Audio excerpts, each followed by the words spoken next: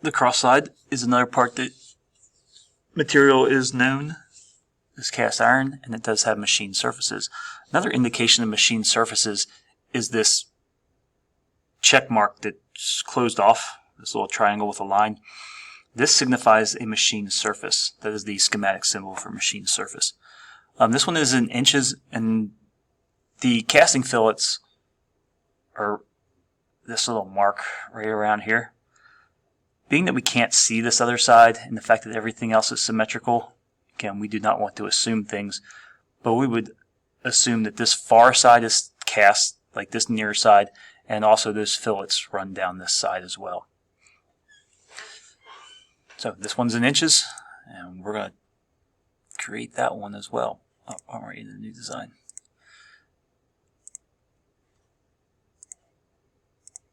Snap on a rectangle, get as much information as I can using my rectangle tool, and we should only have one diagonal line to set the overall shape. Sorry, two diagonal lines.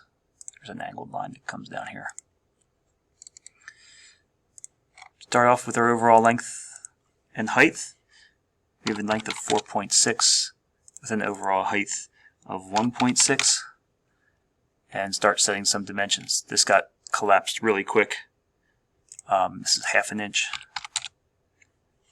and this one will be 1/2 inch down from the top, and this has a thickness of 0.4. It is 0.6 from the back edge, and the T-slot has a length of 135. The distance in between is 0.75 and 90 from the back edge. We do have a 45-degree angle cut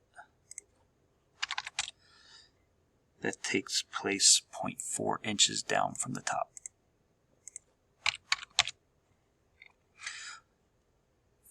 From this slot to this angled section is a measurement of 0.5. This is a 45-degree angle, and a distance up from the bottom of 1.2. So that should take care of my front profile sketch. Push-pull. We have an overall width on this object of 3 inches. A cut on this surface would be preferred. Combination of lines in a rectangle, or if you just want to draw some lines here. Point of reference. This is the section that I want to remove later. So I'm going to set two angle measurements of 60 degrees.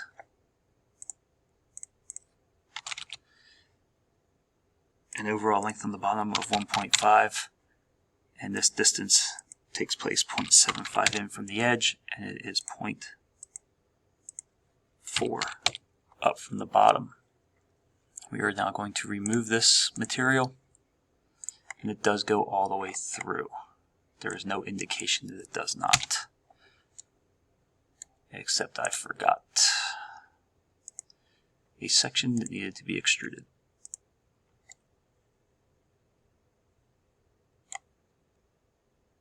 Casting fillets. Again, we do not want to assume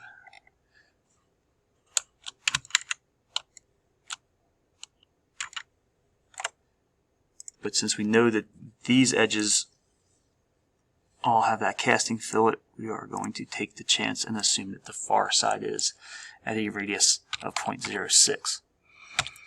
All the other surfaces are designated as being machined or not having the hatch pattern.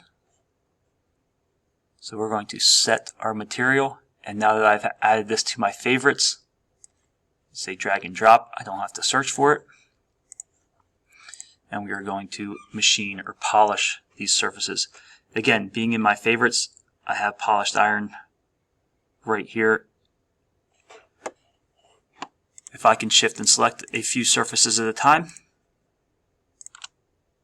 I can drag and drop them all at once. As I change my orientation, I'm looking for that textured pattern, and I have quite a few down here on the bottom. I'm sure I'm missing some, so I'm going to take a little closer look here. There's one. And I have a feeling I'm missing one on the back side. Nope, there's one underneath. Yep, there's one on the back. So I machined all the surfaces. Set the material to cast iron. And for this one, if you want to check yourself, if I inspect the entire part, highlight the whole thing, right click and properties, you should have an overall mass of 54.56 ounces, since we are in inches. There are no tolerances on this one. Everybody, based on the same material, should all have the same mass.